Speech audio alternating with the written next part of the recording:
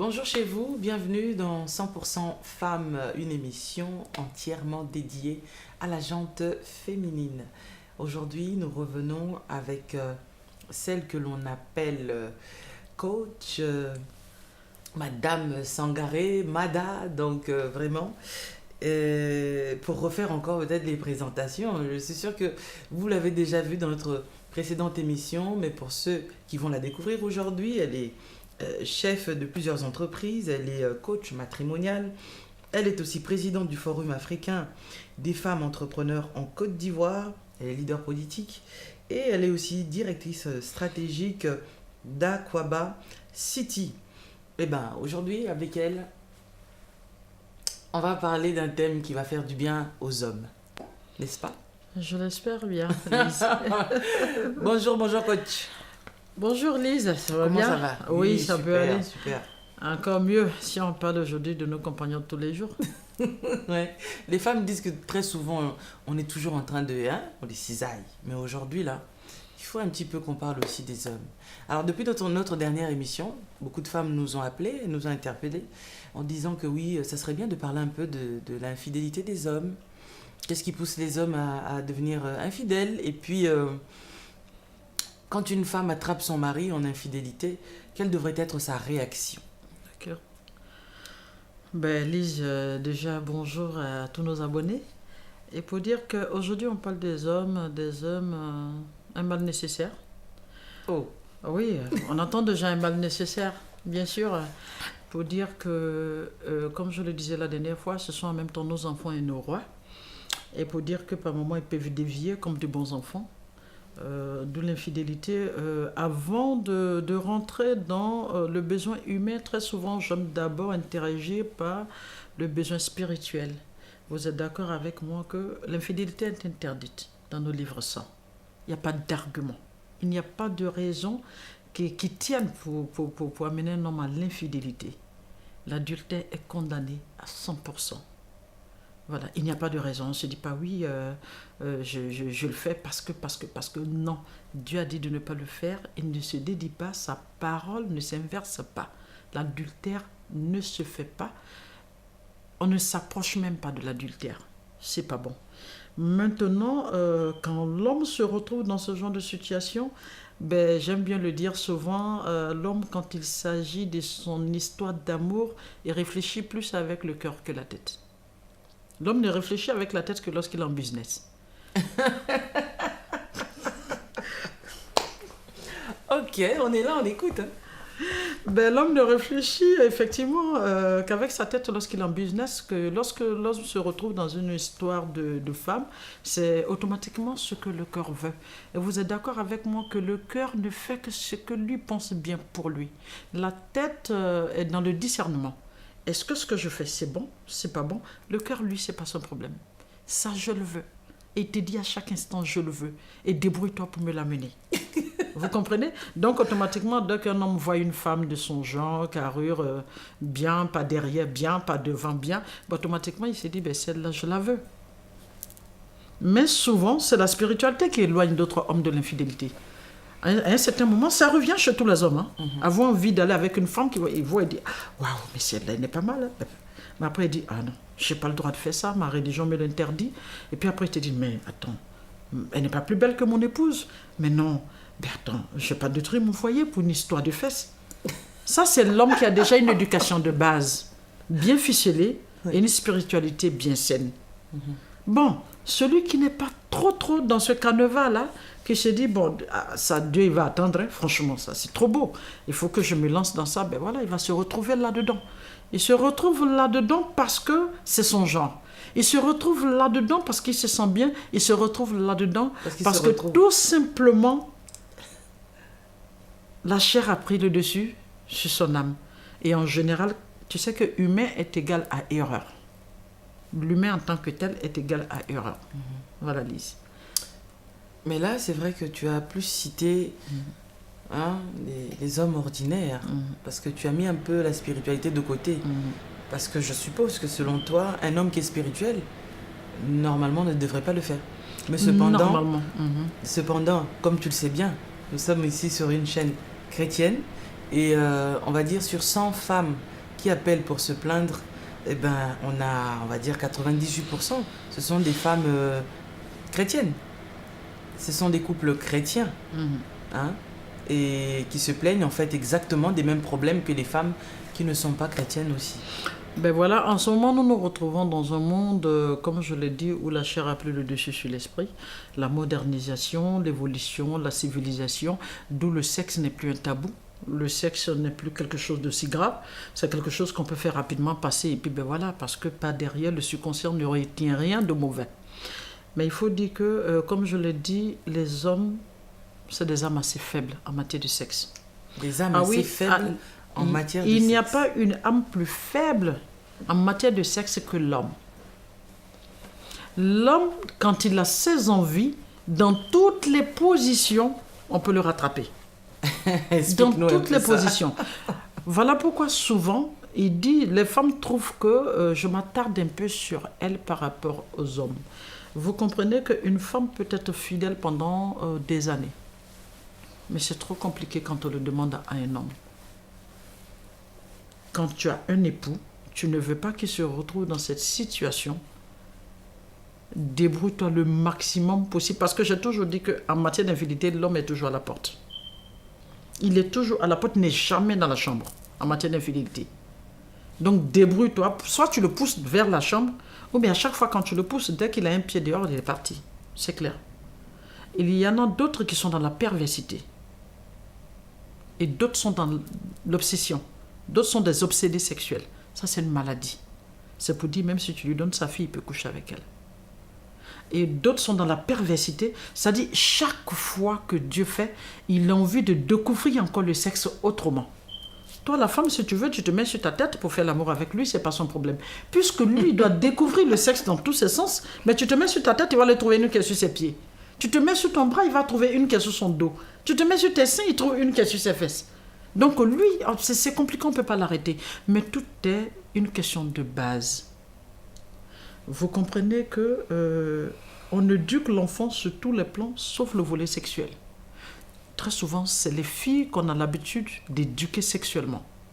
Une femme fait pas ci, une femme fait pas ça, une femme fait pas ci. Et très souvent, même, on a un langage ordurier qui dit que quand un homme cherche plein de femmes, c'est un gentleman. Et quand c'est une femme, c'est une prostituée. Vous comprenez cela comment? Et ça, c'est un langage qui ressort dans la famille tout le temps. Ou quand même, l'enfant, en grandissant, il se rend compte que son père a une femme qui est là et on apprend que son père a fait plein d'enfants avec d'autres femmes là dehors. On rappelle l'enfant que c'est normal de laisser sa femme à la maison et d'aller faire d'autres enfants dehors. Mais le petit garçon qui grandit, vous voulez qu'il fasse quoi? C'est normal de laisser sa femme et d'aller faire des enfants dehors. C'est ce que son père lui a appris. C'est une question d'éducation d'abord.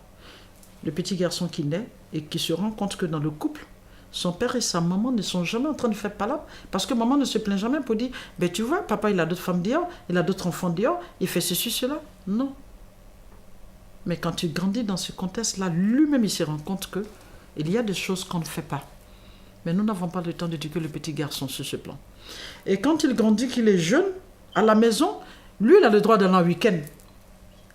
Il a le droit d'aller en week-end, il a le droit d'aller en boîte avec ses amis, il a le droit de sortir avec ses amis, sa petite camarade a le droit de lui rendre visite. Par contre, la jeune fille qui est à la maison, elle n'a pas le droit à ce que son ami arrive, elle n'a pas le droit à faire ceci. Quand elle sort la nuit, on passe le temps dans le téléphone en train de la chercher. Tu es où, tu es où? Et à chaque fois, on a peur d'être grand-mère du côté des filles. Et quand c'est le jeune homme, il n'y a aucun problème. Donc, du coup, quand il sort de son bas âge, il voit son père qui laisse sa mère faire des enfants, c'est normal. À son jeune âge, il a l'autorisation d'aller faire le sexe et revenir, c'est pas un problème. Quand il fait un enfant qu'on ramène à la maison, il n'y a pas trop de plaintes. Quand c'est la jeune fille, c'est un scandale. La famille est déshonorée. Et quand il devient un homme, il se dit quoi? Je suis un homme bien, je suis un homme très à l'aise, j'ai mes moyens, j'ai le droit de faire des femmes de brochettes. Mais coach, est-ce que le problème viendrait des femmes? Non. Quand un homme, en fait, n'arrive pas à se retenir? Non. Parce que dernièrement, on a entendu un homme de Dieu, en tout cas dire que voilà, les choses qui poussent un peu l'homme à l'infidélité, très souvent c'est parce que la femme, après les multiples grossesses, le corps se dégrade, la femme si, la femme ne prend pas assez soin d'elle, ne fait pas de sport, enfin la totale en fait. Hein. Donc c'est comme si vraiment que si l'homme va voir dehors, le problème c'est la femme. Non, je suis désolée. Je suis vraiment désolée. Je ne suis pas d'accord. Pourquoi vous voulez que le comportement de l'autre nuise au comportement de l'autre? Je suis désolée. Pourquoi vous voulez qu'à partir du comportement d'une femme, quelqu'un sorte du cadre de lui-même, son identité?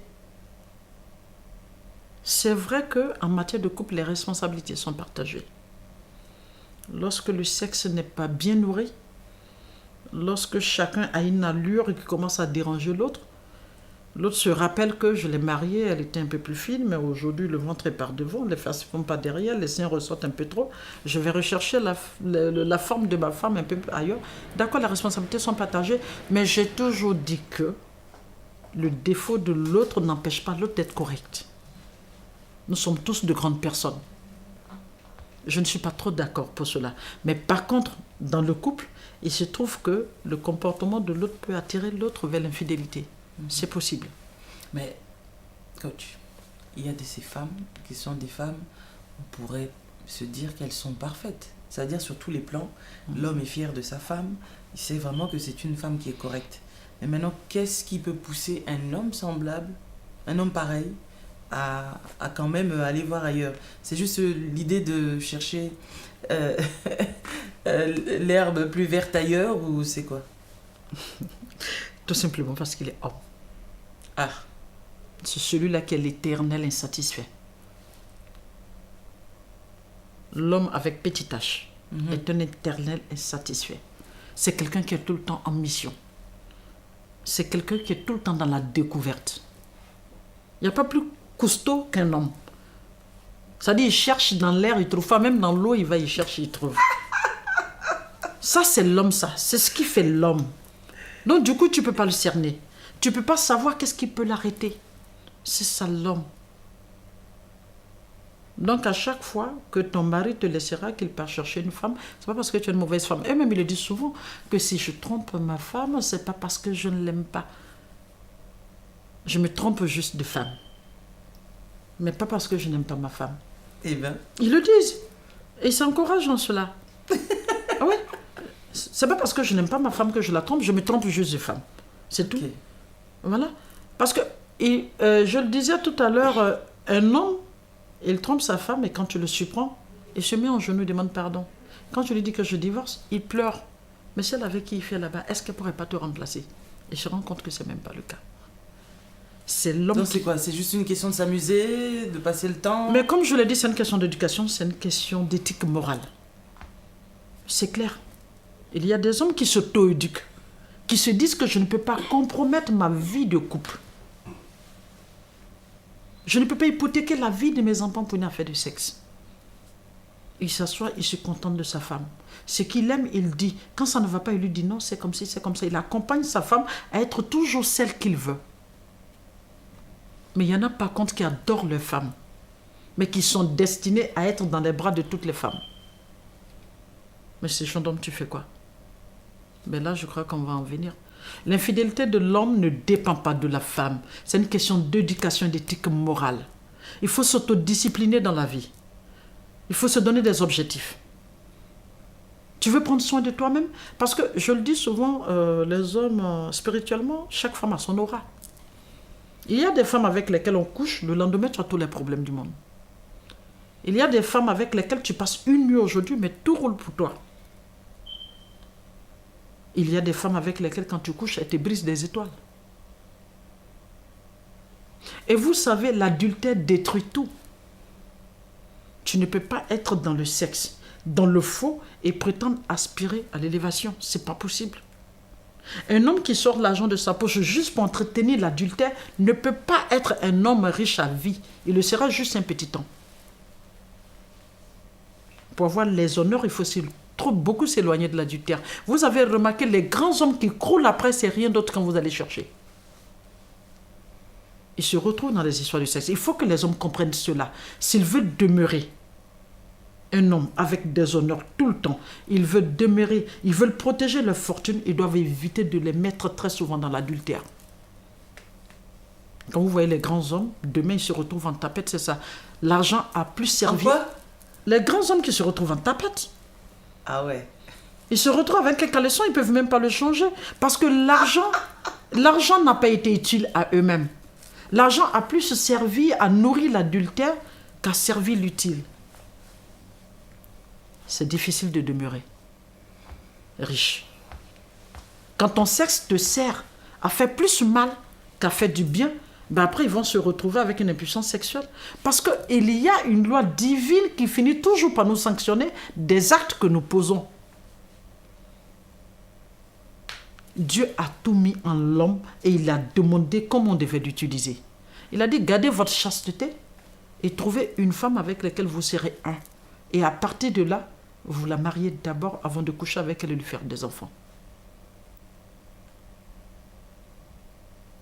Mais est-ce que selon toi, coach, avant de poursuivre, tu penses que, tout à l'heure, tu as essayé un peu d'expliquer bon, ce qui pousse les hommes à aller chez X ou Y femme, c'est-à-dire que l'autre va aller là-bas parce que la femme, là, peut-être, elle a une étoile, il veut lui soutirer quelque chose. L'autre, il va coucher avec celle-ci, c'est elle qui va tout lui prendre. En fait, dans cette nature-là, toi, tu penses à quoi, en fait, quand tu dis ça? Tu vois tout de suite que lorsqu'un homme va en dehors de son mariage, c'est qu'il recherche forcément quelque chose derrière? Oui, il y a d'abord le plaisir charnel. Okay. C'est surtout cela. Il y a des hommes qui font le sexe hors de leur mariage juste pour s'évader. D'accord. Ou juste, comme je l'ai dit, les responsabilités sont partagées. Je vais arriver tout à l'heure à là que nous sommes souvent aussi une petite partie à la base de ce truc-là. Ok. Vous comprenez? Les femmes. Oui, vous êtes d'accord avec moi que le sexe ne se sent bien que dans l'hygiène. C'est-à-dire? On ne vit mieux sa vie de sexe que lorsque il y a l'hygiène autour de cela. Dieu a conçu le sexe et l'a disposé en un endroit où, même quand tu es propre, il y a problème. Mais vous pensez qu'une femme qui a des odeurs, son mari pourra vivre sa vie de sexe complètement avec elle? Ah, et à c'est chaque... là où tu reviens. Je reviens. Oui, j'ai dit qu'en couple, les responsabilités sont partagées. Ok. Vous comprenez? Sinon, l'homme lui-même, j'ai toujours dit que quand ça ne va pas du tout, au lieu de passer ton temps de femme en femme, de femme en femme, de femme en femme, ben, l'autre, tu essaies de l'encadrer pour qu'elle soit à ton goût. Et quand ça ne va pas du tout, il vaut mieux se séparer. Il vaut mieux se séparer. Le plus important dans le couple, c'est le sexe. Ah ouais. Mais, attends, Dieu n'a jamais dit qu'il faut se marier d'abord avant de travailler ensemble. Il n'a jamais dit qu'il faut se marier avant de manger ensemble. Il n'a jamais dit qu'il faut se marier avant de s'asseoir côte à côte dans un avion pour voyager.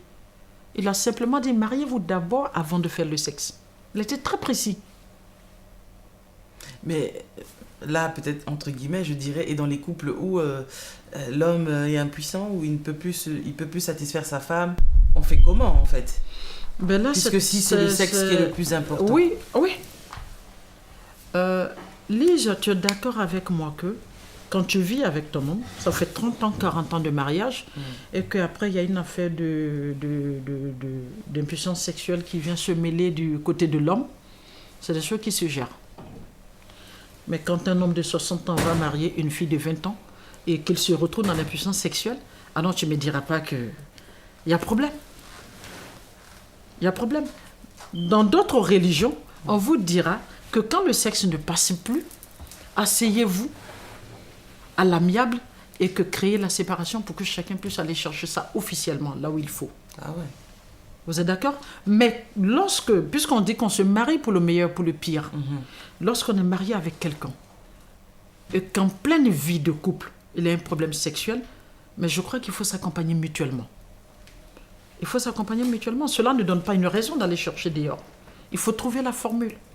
Maintenant, quand ça prend trop de temps, mais vous êtes d'accord que quand on dit le sexe, ce n'est pas forcément se retrouver, pour ne pas être vulgaire, comme nous sommes en direct, ce n'est pas se retrouver sexe contre sexe. C'est l'amour dans sa globalité. Okay. Il faut changer de position et trouver une autre formule pour se satisfaire mutuellement. Okay. Vous comprenez?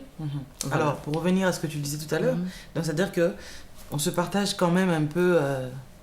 les responsabilités sont un peu partagées, mais je crois que d'abord, il est important que l'homme lui-même s'auto-éduque. Il y a des hommes qui vont chercher dehors, pas parce que la femme est vilaine, pas parce qu'elle est sale, pas parce qu'elle ne sait pas faire l'amour, elle ne sait pas préparer, elle ne sait pas entretenir un foyer. Parce que lui-même, c'est son comme ça. Comme on le dit dans le jargon ivoirien. Voilà. C'est son comme ça. C'est son comme ça, voilà. C'est-à-dire que tu lui donnes une déesse, il ira trouver une esclave. Tu lui donnes une esclave, il va courir après une reine. Ça, c'est lui, ça. Voilà. Il ne se sent bien que de sexe en sexe. Donc, vous comprenez qu'avec ce genre d'homme, il est difficile d'être stable. Il y a des risques de maladie. Parce que l'infidélité, ce n'est pas seulement frustrer l'autre dans sa dignité. Ce n'est pas déstabiliser l'autre dans son amour propre. Il y a des risques même de se rendre malade mutuellement. Parce qu'on ne peut pas prétendre aimer une femme et ne pas la protéger. Et la première protection qu'un homme puisse apporter à son épouse, c'est de la protéger d'abord sexuellement contre les maladies virales. L'hépatite, il suffit d'avoir l'hépatite. Il suffit qu'un homme pas de coucher avec une femme qui a l'hépatite, il vient, il contamine sa femme. Elle a le VIH, il ne se protège pas, il vient, il contamine sa femme. Vous comprenez? Il y a des maladies sexuellement transmises, il vient, il contamine sa femme. Ou bien il part chercher des mauvais hommes dehors, il ramène cela à la maison. Mais moi, je connais des hommes qui trompent leur femme, au lieu que ce soit l'épouse qui menace la maîtresse, c'est la maîtresse plutôt qui menace l'épouse. C'est-à-dire qu'il appelle carrément, qui lui dit, moi je te sors de là et je vais m'asseoir. T'en fais pas. Et quand tu parles, il te dit carrément, mais elle n'est pas encore arrivée à la maison, tu te calmes. Mais il y a des hommes qui sont tellement grossiers qui disent à la femme, est-ce que c'est pour toi que je prends pour aller faire? Ton problème, il est où? Quand je vais là, je ne reviens pas avec à la maison. Mais oh là là, on va où là? On fait quoi de tout ça? On fait quoi de ce genre de couple? L'infidélité d'un homme, comme je l'ai dit, dans la globalité, c'est une question d'éducation. Il faut que les hommes commencent à s'auto-éduquer, à comprendre que toutes les femmes sont les mêmes. Il n'y a pas une qui a 3 pieds. Il n'y a pas une qui a les fesses à la place de je ne sais de ses seins. Donc il faut qu'ils apprennent à s'habituer à ce qu'ils ont, à aimer ce qu'ils ont, à protéger ce qu'ils ont et à apprécier ce qu'ils ont. Et à force d'être dehors, ils n'ont même pas de temps d'apprécier ce qu'ils ont à la maison. Mais maintenant, la femme en question, pour en venir au fait, qu'est-ce qu'elle fait? Enfin, comment elle réagit lorsqu'elle surprend? Parce que on a justement plusieurs femmes qui nous écrivent par rapport à cela. Notamment des femmes qui savent déjà que non, mon mari a fait un enfant dehors, mon mari a une maîtresse dehors. Maintenant, une femme comme ça, comment est-ce qu'elle doit agir? Il faut qu'elle aille en bagarre. Parce que vous savez, il y a des femmes, elles prennent des lames de rasoir. Bon, il faut qu'elle aille mettre une plaie... sur le visage de la maîtresse, des choses comme ça. Et comme tu dis aussi, il y a d'autres maîtresses aussi qui viennent menacer. Si la maîtresse de ton mari vient te menacer dans ta maison, tu fais quoi? Tu t'enfuis, tu réagis comment? Non, pose-toi d'abord la question. Est-ce que j'aime mon mari? Oui. Je veux sauvegarder mon couple? Oui. Je me sens bien dans mon couple? Oui. Quand le oui, il est dit, tu prends maintenant ton arme. Et l'arme, c'est quoi? C'est la sérénité. La tranquillité, c'est très important. D'abord, il faut te faire un mea culpa. Il est parti dehors. Est-ce parce qu'il est frivole? Ou c'est parce que moi-même, je ne réussis pas à garder ma chose exactement? Il faut se mettre en cause. Avant de faire un scandale dans un couple, il est important de se mettre en cause. Très souvent, moi j'ai un secret. Ton mari te trompe. Tu sais qui est la maîtresse de ton mari? De loin, cherche à savoir qui elle est. Pour en faire quoi? Celle-là aussi coquette comme Lise. Et que moi, je suis une gavroche quelque part. Ben, il y a problème. C'est qu'il y a quelque chose de bon que mon mari part chercher. Il y a quelque chose de bon. Sors-moi de là. Mais Lise, elle s'habille comment? Elle se présente comment? Elle vit comment? Donc, coach, oui. Tu demandes à une femme qui sait que son mari la trompe, qu'elle aille découvrir un peu la maîtresse, comment elle est, comment elle cherche à savoir dans quel trou il rentre, Lise. Hey. Le trou dans lequel il rentre, si tu te rends compte que ton trou est plus restreint que là-bas, mais tu essaies d'élargir ton trou. Ben, tu te mets à te bagarrer, alors que celle d'en face, comme on l'a dit, il y a match. Il y a quelque chose qu'il part chercher là-bas. Mais pose-toi d'abord la question. Au début, j'étais avec mon mari, ça va bien. Mais aujourd'hui, qu'est-ce qui ne va pas? Est-ce que c'est parce que mes seins se sont trop affaissés? Mais ça, c'est normal. Ce sont nos enfants qui l'ont donné. Mais j'ai le temps de me retrouver un soutien, le mettre quand il arrive. Mais à chaque fois qu'il arrive, tu as le pagne sur le corps. Tu tournes dans la maison, c'est toi qui n'es jamais lavé. C'est toi qui as l'odeur de sueur. Mais tu peux faire toute l'année, tu peux même pas t'acheter un caleçon pour le changer, pour faire plaisir. Avant, c'était les nuisettes, mais maintenant, ça se passe en pagne au milieu du corps. Avant, tu avais tes perles autour du rein, ou bien ta chaîne autour du rein, ça n'existe même plus. Avant, tu t'épilais correctement, mais à peine si tu arrives à te donner ce temps-là. Tes cheveux, à chaque fois qu'on arrive, à peine si tu peux te faire le shampoing, il faut que monsieur dise, mais est-ce qu'il n'y a pas longtemps que tu as vu ta coiffeuse? Parce que tes cheveux sentent. Le lit, quand il vient se coucher le drap, à peine si on peut le changer, la serviette, si on peut à peine le changer. La chambre sent à peine bien. Mais maintenant, coach, une femme qui est parfaite dans tout ça, qu'est-ce qu'on lui reproche?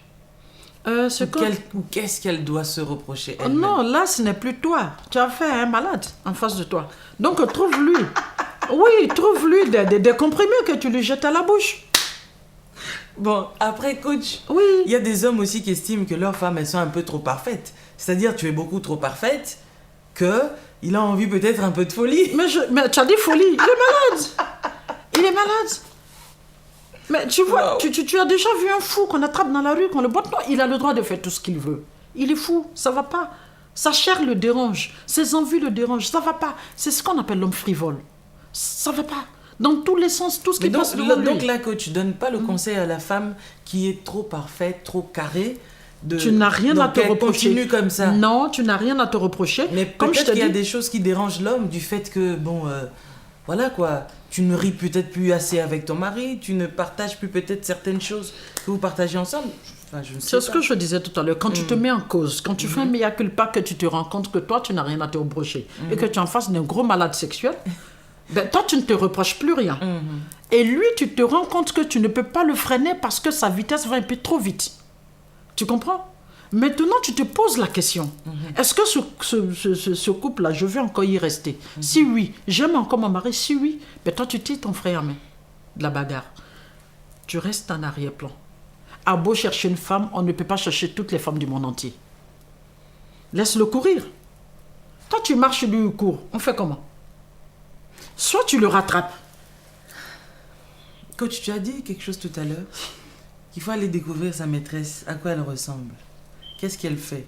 Mais est-ce que tu penses vraiment une femme qui découvre la maîtresse de son mari, elle ne va pas s'emporter jusqu'à aller à la bagarre Mais c'est ce que je dis toujours aux femmes. Aussi spirituelle que nous soyons, si tu vois en face de toi la personne qui te prend ton mari. Non, je n'ai pas dit de l'en face d'elle. N'importe quelle femme tu as... n'importe quelle femme tu as en face de la maîtresse de ton mari, mais là il y a un coup qui part rapidement, ça c'est normal. Et puis c'est de bonne guerre. Même pas aller la chercher parce que il arrive un certain... parce que tu as dit il faut savoir comment il s'habille, mais tu l'as dit tout à l'heure, il arrive un certain moment, Lise, tu fais tellement d'efforts, mais il est tout le temps parti. Mais il faut que tu comprennes. Il faut que tu cherches à comprendre. Qu'est-ce qui ne va pas? Donc maintenant, si tu découvres maintenant la fille en question, mais tu cherches à comprendre, tu vois que voilà, elle est comme si, donc toi aussi maintenant tu commences à faire exactement ce que la fille fait. Ah ouais. Non, pas forcément ce que la fille fait, mais je suis en train de te dire que l'homme est toujours à la découverte très souvent il y a la perversité souvent qui prend le dessus. Quand l'homme a un vice trop élevé, toi il ne permettra pas que tu portes la mini-jupe, mais celle qui est dehors a le droit de porter une petite culotte quand ils sortent. Tu comprends? Mais tu n'iras pas porter cette petite culotte. L'infidélité d'un homme ne doit pas déranger la stabilité d'une femme dans sa vie. L'infidélité d'un homme ne doit pas déranger la piété d'une femme. Toi, tu ne bois pas et il préfère les femmes saoules. Parce que quand ils sont saouls, il a le temps de faire tout ce qu'il veut avec elles, toutes les gymnastiques, tout ça. Tu comprends? Ah non. Voilà pourquoi j'ai toujours dit aux femmes, soyez des femmes fortes, ayez confiance en vous. Dès le moment, moi personnellement, je me rends compte que je ne me reproche rien. Et que ce gros fou pense qu'il doit aller manger dans toute la poubelle et revenir, mais je ne vais pas l'accompagner à aller bouffer dans la poubelle. Ah non, quand il revient, ma poubelle est toujours nettoyée, c'est il a. Vous savez, les hommes, ils ne sont pas idiots. Ils partent faire ça, mais ils savent faire la différence. Ils ont le discernement. Ils savent que là, je pars m'amuser, mais c'est là. Comme le dit, il y a des chanteurs en Côte d'Ivoire qu'on appelle Espoir 2000. Ils vont vivre là-bas, mais ils savent qu'ils doivent mourir ici. Mais attends qu'ils reviennent mourir de sa belle mort. Ah non, tu ne te prends pas la tête. Maintenant, arrivé à un certain moment, tu essaies juste de dévier un peu ton attention. Parce que si tu mets trop ton attention sur lui, tu vas te retrouver dans le stress à ne pas en finir, le scandale à ne pas en finir, le bavardage à ne pas en finir. Non, tu regardes le côté où vous pouvez vous rejoindre. Mais seulement, comme je l'ai dit, il faut que tu aies des principes toi-même en tant que femme dans la maison. Le dîner se fait ensemble, qu'il fasse faire ses acrobaties, mais qu'il se débrouille pour être là au dîner. Ne permets pas que ton mari découche comme il veut, quand il veut, s'il n'est pas en mission. Non, ça c'est des principes du foyer. Une femme doit avoir des principes. C'est très important. L'homme ne peut pas sortir quand il veut, rentrer quand il veut. C'est pas possible. Mais ça, c'est une femme qui s'impose. Mais oui. Mais souviens-toi que la fois dernière, tu parlais de ces femmes qui sont là juste pour faire des enfants et tout ça. Et la plupart, ce sont des femmes à qui l'on impose un mode de vie. Donc, c'est pas toi qui décides de quoi que ce soit. S'il veut sortir, il sort. S'il veut découcher, il découche. Qu'est-ce que toi, tu vas dire? J'ai toujours dit que le cabri, il regarde d'abord la maison où il doit rentrer. Où il sait qu'il ne peut pas prendre un coup. J'ai toujours dit aux femmes, aimez-vous d'abord, avant de chercher à aimer quelqu'un. Il y a des femmes qui sont trop amoureuses de leur mari qu'elles ne s'aiment pas elles-mêmes. Les hommes ne restent pas dans la monotonie. Ils ne restent pas dans l'à peu près. Ils aiment les femmes viriles. Quand ils rentrent dans ce foyer, ils sentent qu'il y a une femme qui vit, qui bat en plein temps. C'est la femme sereine. S'il y a quelque chose que l'homme craint dans sa vie, c'est une femme sereine. Parce qu'il ne sait pas à tout moment à quelle sauce elle peut me manger. Sauce graine. Il ne sait même pas. Parce qu'il s'est dit quoi? Il dit, je connais ma femme. Elle est gentille, elle est adorable, mais c'est le feu. Mais attends, quand on dit le feu, c'est pas toi-même qui viendra mettre le bois chez toi et puis mettre le feu. Non. Il sait que ça, j'ai mes limites avec cette femme. En tout cas. Mais c'est cela. La femme même doit tout faire pour être cette femme-là. Chez elle, cette femme qui a des principes. Si tu n'as pas de principes et que l'homme pense qu'il peut faire de toi ce qu'il veut, c'est compliqué. Voilà. On a chuté déjà. On est déjà à la fin. Coach, un petit mot de réconfort à une femme justement, hein, parce que c'est vrai, on a essayé d'être un peu plus paisible vraiment sur ce sujet parce que c'est délicat. C'est et très on délicat. sait combien on souffre, hein, autant la femme qui... parce que là, il s'agissait justement de la femme qui se fait coquifier. Ça fait mal. Ça fait mal et chaque jour, moi en tout cas, j'ai ce type de femmes qui m'écrivent, qui m'appellent, qui pleurent chaque jour parce que... Alors, le conseil de la coach, pour les rendre vraiment... En fait, je vais être un peu banale pour dire que, vous savez, moi j'ai toujours dit que quelqu'un ne peut pas aller chercher son plaisir quelque part que moi ça me fasse pleurer. Je suis vraiment désolée. Ça, c'est la force de caractère. Ah non. Et puis pourquoi créer le feu soi-même dans sa maison? Quelqu'un il part, il s'amuse, et quand tu reviens, toi, tu crées le feu chez toi. Ça dit tu brûles seul. Et lui vient de sortir de son congélateur, tranquille. Ah non! Mais ça parce que c'est ton homme, comme ça. tu l'aimes, tu veux l'avoir que pour toi. Mais pourquoi tu veux l'avoir pour toi? Pourquoi tu veux avoir cet homme pour toi? Il est ton époux. Tu vis ta vie de couple avec lui dans le respect mutuel. Tu te donnes des principes. Tu fais tout pour créer un sillon pour que vous regardiez dans la même direction. Maintenant, si lui veut se faire appartenir à quelqu'un, il veut se faire adopter ailleurs, ça c'est son problème. Mais tu penses que déjà tu as créé un cadre de vie pour ne pas qu'il se retrouve dans un orphelinat. Maintenant, s'il saute d'un duplex pour se retrouver dans une chambre salon, mais ça n'engage que lui. Mais quand il va se retrouver dans ce studio là-bas, l'air qu'il prend chez toi, il faut qu'il sente la différence. Tu es d'accord avec moi qu'une maison qui est aérée, on a ce terre-là, mais tu te retrouves entre quatre murs, il va s'étouffer, il va finir par revenir. Mais il ne reviendra que lorsqu'il saura qu'il n'y a pas mieux que chez toi là-bas. Crée les conditions qu'il faut. Et puis j'ai toujours dit aux femmes, l'infidélité d'un homme ne doit pas vous empêcher d'être une femme épanouie. Parce que lui, il utilise son sexe pour être épanoui. Mais toi, tu fais quoi? Tu as tes enfants, tu as ta vie. C'est parce que c'est toi qu'il t'a choisi. Continue d'être toi. C'est parce que tu es une femme propre qu'il t'a choisi. Continue d'être cette femme propre. Tu es une femme assise dans la tête qui t'a choisi, continue d'être cette femme-là. Tu es une femme sereine, une femme câline, une femme douce. C'est pour ça qu'il t'a choisi, qu'il t'a déposé à la maison. Continue d'être cette femme. De toutes les façons, comme on le dit, ben, il ne pourra pas vous superposer. Voilà. S'il a envie de partir, il partira. Ce qui n'est pas normal. Mais ce qui n'est pas normal finit toujours par se retrouver dans le Mais tu as dit normal. quelque chose de fort là quand même. On a fini, c'est vrai, mais pour rebondir là-dessus, parce que peut-être ça peut créer un quiproquo. Le fait de dire pourquoi est-ce que tu veux l'avoir pour toi-même? Qu'est-ce que la femme qui nous suit là et qui, elle, pleure dans son cœur devrait comprendre Vous en fait. savez, à vouloir être L'homme veut avoir la femme possessif. pour lui tout seul, mais la femme aussi veut avoir son homme pour Mais elle je tout suis seul. d'accord avec toi. Ok. Mais à force d'être possessive, on devient paranoïaque. Une femme trop possessive voit tout en noir. Comme je l'ai dit, le pauvre, il se coiffe, c'est qu'il part ailleurs. Il s'habille, il part ailleurs. Il porte un nouveau pantalon, il part ailleurs. Mais attends, quelqu'un, il s'est rendu beau pour lui-même et toi, tu dois souffrir parce qu'il s'est rendu beau. Non, mais il s'est rendu beau, il arrive. Mais bébé, tu es beau, toi. Il rentre pas tôt, tu l'appelles. Coucou, est-ce qu'il y a quelqu'un qui vit derrière ce téléphone? Oui, il vit. Ah, tu vas bien, tu respires encore? Oui. D'accord, tu peux rentrer à la maison, c'est l'heure de manger. S'il est chez la maîtresse, il sait qu'il doit rentrer à la maison. Mais attends, pour dire qu'en fait, que je ne soutiens pas l'infidélité des hommes. Parce que je ne suis pas d'accord qu'on soit soi-même un problème.